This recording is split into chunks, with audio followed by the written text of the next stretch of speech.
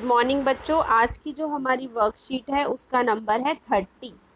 अभी तक हमने सर्वांग समता के बारे में पढ़ा है, पाइथागोरस के बारे में पढ़ा है और हमने एक प्रॉपर्टी ये भी पढ़ी थी कि अगर किसी त्रिभुज में भुजाएं बराबर होती हैं तो उनके सम्मुख कोण भी बराबर होते हैं।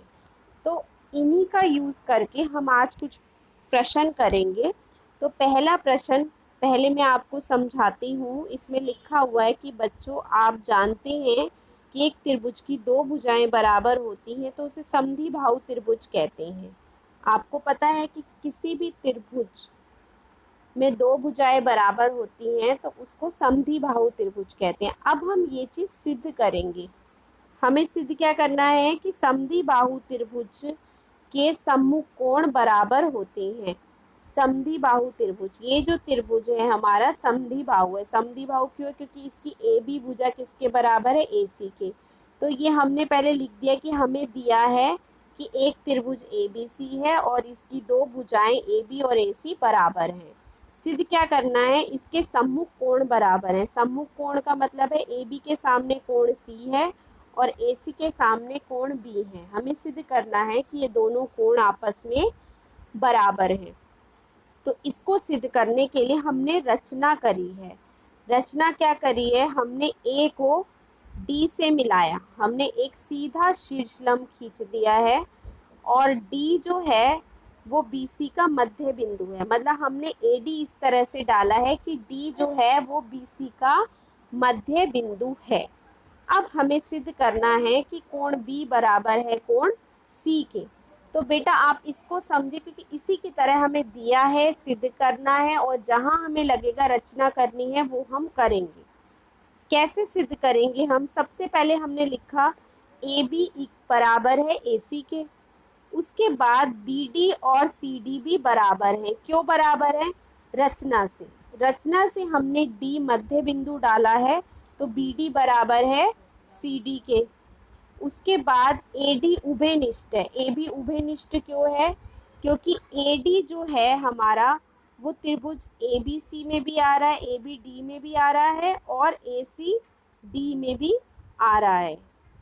हमने जो कर रहे हैं, हम यहाँ पर एक त्रिभुज बी ए डी, इस वाले त्रिभुज में देख रहे हैं, बी ए डी वाले में, और इस वाले त्रिभुज, क्योंकि दो त्रिभुज नजर आ रहे हैं, इन दोनों त्रिभुजों में हमें सर्वांग सम सिद्ध करना है क्योंकि हमने सर्वांग समता के बारे में पढ़ा हुआ है। अब हमें यहीं पर हर क्वेश्चन में यही करना है, सर्वांग समता ही सिद्ध करनी है। जहां भी दो त्रिभुज दिखे सबसे पहले उसको हमें सर्वांग सम सिद्ध करना है और उसके लिए हमें देखना है उसमें हम क्या क्या बराबर लिख सकते हैं। तो ऐसे ही हमने क्या करा, ए बी बराबर है ए सी के, उसके बाद बी डी बराबर है सी डी के, क्योंकि रचना से ए बी ए डी उभयनिष्ठ है। उभयनिष्ठ का मतलब है कॉमन है, एक ही नाम है, एक ही आकार के हैं, एक ही माप के हैं। तो A D A B D त्रिभुज में भी आ रहा है और ए सी डी त्रिभुज में भी आ रहा है। तो हमें तीन चीज़ें मिल गई जो बराबर हैं। तीन चीज़ें मिलने से तीनों भुजाओं के नाम है, तो एस एस एस नियम द्वारा दोनों त्रिभुज क्या हो गए? सर्वांग सम हो गए। और जैसे ही दोनों त्रिभुज सर्वांग सम हो गए, जैसे ही प्रूफ हो जाता है कि सर्वांग सम है, तो उसकी सारी भुजाएं और सारे कोण आपस में बराबर हो जाते हैं। तो उससे हमें सिद्ध हो गया कि ये कोण बी जो है कोण सी के बराबर होगा क्योंकि ये दोनों त्रिभुज सर्वांग सम है और यही हमें सिद्ध करना था। तो हमने यहाँ लिखा है, ये सिद्ध कैसे हुआ? सीपीसीटी से। सीपीसीटी का मतलब है सर्वांग सम त्रिभुजों के संगत भाग।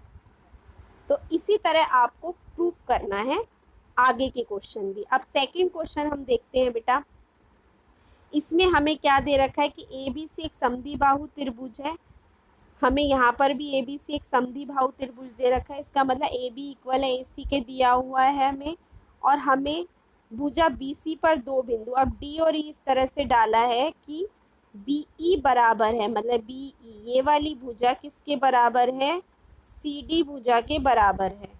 अब हमें सिद्ध करना है ए डी बराबर है ए ई के। ए डी ये वाली भुजा है और ए ई ये वाली भुजा है। इसको हमें बराबर सिद्ध करना है।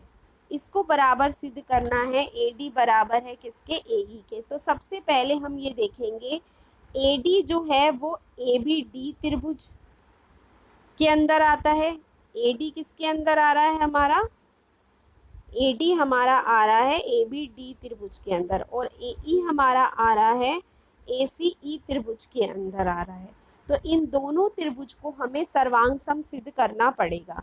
इन दोनों त्रिभुज के अंदर अगर हम देखें, इस वाले त्रिभुज में और इस वाले त्रिभुज में AB इक्वल है AC के, पहला तो हमें ये मिल गया, और दूसरा इनके सामने के कोण, कोण C और कोण B भी क्या हो गए? बराबर हो गए। बराबर होने के बाद हमें पता है, अभी हमने इसे 1 और 2 नंबर डाला है, तीसरा नंबर हमें प्रूफ करने के लिए हमें पता है कि BE बराबर है किसके? CD के। जब BE बराबर है CD के और दोनों में से अगर हम D घटा देंगे, BE ये है हिस्सा और CD ये हिस्सा है, दोनों में से हमने ED को घटा दिया, ED को घटा दिया दोनों में से।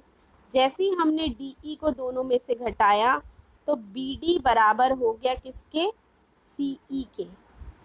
BD इस बराबर हो गया CE के, ये BD बराबर हो गया CE के। तो इस वाले त्रिभुज में और इस वाले त्रिभुज में हमें 3 चीजें मिल गई जो बराबर हैं, 2 भुजाएं हैं और एक कोण है।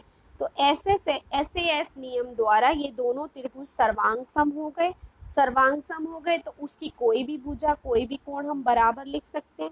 लेकिन हमें क्या सिद्ध करना था? AD बराबर है AE के। तो AD इसी त्रिभुज का हिस्सा है, AE भी इसी त्रिभुज का हिस्सा है, तो ये दोनों बराबर हो गए CP/CT से, सर्वांग सम त्रिभुज के संगत भाग। तो हमें यही करना था। अब हमें क्या करना है? प्रयास कीजिए के क्वेश्चंस करने हैं। ये जो आपको होमवर्क करना है ये करना है, प्रयास कीजिए के क्वेश्चन। तो आइए समझते हैं कि इन क्वेश्चंस को हम कैसे करेंगे। इन क्वेश्चंस को करने के लिए आपको बेटा मैं थोड़ा समझा देती हूँ आपको ये क्वेश्चंस कैसे करने हैं, प्रयास कीजिए के। पहला प्रश्न जो है हमारा ये है, दर्शाइए कि किसी समद्विबाहु त्रिभुज का प्रत्येक कोण 60 डिग्री का होता है। तो आप ये घर से कैसे करेंगे? आपको पता है कि AB बराबर है AC के, क्योंकि ये समबाहु त्रिभुज है। समबाहु त्रिभुज है तो तीनों भुजाएं बराबर हैं। जब AB बराबर है AC के तो कोण B बराबर है कोण C के। इसको पहला नंबर डाल लिया हमने। इसी तरह से हमें पता है कि AB जो है वो BC के भी बराबर है, क्योंकि तीनों भुजाएं आपस में बराबर हैं। तो कोण B बराबर हो गया कोण A बराबर हो गया, सॉरी कोण A बराबर हो गया हमारा, कोण A बराबर हो गया हमारा कोण C के। तो 1 और 2 से हम कह सकते हैं कि कोण A बराबर है कोण B बराबर है कोण C। तीनों कोण आपस में क्या है? बराबर है। इसका मतलब तीनों हम कह सकते हैं कि x के बराबर है। किसके बराबर है? x के बराबर है। और हमें ये भी पता है कि त्रिभुज के तीनों कोणों का योग कितना होता है बेटा? 180 डिग्री होता है। तो इसका मतलब A क्या है? x है, B भी हमारा क्या है? x है, C भी हमारा क्या है? x है। तो तीनों कोण हमारे x हो गए, x प्लस मिलके हो गया हमारा 180। तो x का मान हमारा आ गया 60 डिग्री। जब x का मान 60 आ गया तो इसका मतलब हमारा A भी 60 है, B भी 60 है और C भी हमारा 60 डिग्री है। तो इस तरह से हमारा ये पहला क्वेश्चन हो गया। अब दूसरा क्वेश्चन करते हैं। दूसरे क्वेश्चन में लिखा है, त्रिभुज ABC एक समद्विबाहु त्रिभुज है जिसमें बराबर भुजाओं AB और AC पर शीर्ष लंब BE और CF खींचे गए हैं। दर्शाइए कि शीर्ष लंब बराबर है। हमें क्या दर्शाना है? कि शीर्ष लंब हमारे क्या हैं? बराबर हैं। तो आइए इसे करते हैं। हमने ये फिगर बना दी कि ABC एक त्रिभुज है, यही हमें दे रखा था। समद्विबाहु त्रिभुज है। समद्विबाहु त्रिभुज का मतलब AB बराबर है AC के। तो आप पूरा लिखेंगे, दिया है AB बराबर है AC के और BE और CF शीर्ष लंब है। शीर्ष लंब है मतलब B से E पर एक सीधी रेखा खींचिए, शीर्ष लंब, लंब का मतलब 90 डिग्री का, और CF, C से F भी शीर्ष लंब है, 90 डिग्री का है। हमें सिद्ध क्या करना है? शीर्ष लंब बराबर है। हमें सिद्ध करना है कि BE बराबर है किसके? सी एफ के। ये सिद्ध करने के लिए हम क्या करेंगे, हमें वही रूल लेना है सर्वांग सम का। सर्वांग सम में हमने देखा कि बी ई हमारा किस वाले त्रिभुज में आ रहा है, त्रिभुज ए बी ई के अंदर आ रहा है, और सी एफ हमारा किस में आ रहा है, वो हमारा आ रहा है त्रिभुज ए सी एफ में। अब इन दोनों त्रिभुज में हमें पता है ए बी बराबर है ए सी के, क्योंकि ये दिया हुआ है। कोण ए, अगर आप देखो ये कोण ए ये इस वाले त्रिभुज में भी आ रहा है, इस वाले त्रिभुज में भी आ रहा है, और इस वाले त्रिभुज में भी आ रहा है, दोनों में आ रहा है, दोनों त्रिभुज में आ रहा है ना। तो कोण ए हमारा हो गया उभयनिष्ठ। क्या हो गया हमारा, उभयनिष्ठ कोण हो गया। ये आप पूरा लिख लेना, उभयनिष्ठ कोण हो गया। तीसरा हमें जो है, हमें ये पता है कि ये शीर्ष लंब है, शीर्ष लंब है, तो हम लिख सकते हैं कि बी ई ए, इस कोण का नाम जो होगा हमारा, इस वाले कोण का नाम, इस वाले कोण का जो नाम होगा हमारा वो होगा बी ई ए। बी ई ए बराबर है C F A. C F A ये क्या है, 90 डिग्री के कोण। तो तीन चीजें हमें मिल गई। ये जब भी 90 डिग्री का कोण हमें मिल गया तो हम ये देखते हैं क्या इसके सामने वाली भुजा बराबर है। हाँ, इसके सामने वाली भुजा भी बराबर है 90 डिग्री के कोण के, ये सामने वाली भुजा बराबर है। तो इसका मतलब हम RHS से कह सकते हैं कि ये दोनों त्रिभुज क्या हैं, सर्वांग सम है। ए बी ई सर्वांग सम है त्रिभुज ए सी एफ के। जब ये दोनों सर्वांग सम हो गए तो इसका मतलब बी ई बराबर है सी एफ के, किससे आ गया ये हमारे पास, सी पी सी टी से, सी पी सी टी से। तो ये हमारा दूसरा पार्ट भी प्रूफ हो गया। अब हम तीसरा क्वेश्चन जल्दी से देख लेते हैं। ये आपका होमवर्क है, ये आप खुद करोगे, करा तो मैं भी सकती हूँ आपको। त्रिभुज ए बी सी की बराबर भुजाओं ए बी और ए सी के मध्य बिंदु ई और एफ है। ए बी सी बराबर भुजाओं, ये बराबर भुजाओं के मध्य बिंदु ई और एफ है। ई और एफ हमें मध्य बिंदु दे रखा है, और हमें सिद्ध क्या करना है, बी एफ बराबर है सी ई के। मतलब इस बार भी हमें यही, इस बार हमें ये प्राप्त करना है, बी एफ बराबर है सी ई के। बी एफ बराबर है किसके, सी ई के। हमें ये सिद्ध करना है, तो हम दोबारा वैसे ही करेंगे कि आप दोबारा इस त्रिभुज में देखेंगे, त्रिभुज में देखेंगे, क्योंकि अब आप तीन चीजें खुद ढूंढेंगे कि क्या क्या बराबर है। तीनों चीजों में हमारे पास क्या क्या बराबर है, ये तीनों चीजें आप खुद ढूंढेंगे। अब मैं नहीं बताऊंगी आपको, पहले आप ये देखेंगे इसके लिए हम कौन सा त्रिभुज लें, क्योंकि यहाँ मध्य बिंदु है, शीर्ष लंब नहीं है यहाँ पर। ठीक है, तो आप ये खुद करेंगे कि प्रूफ करिए आप इसको।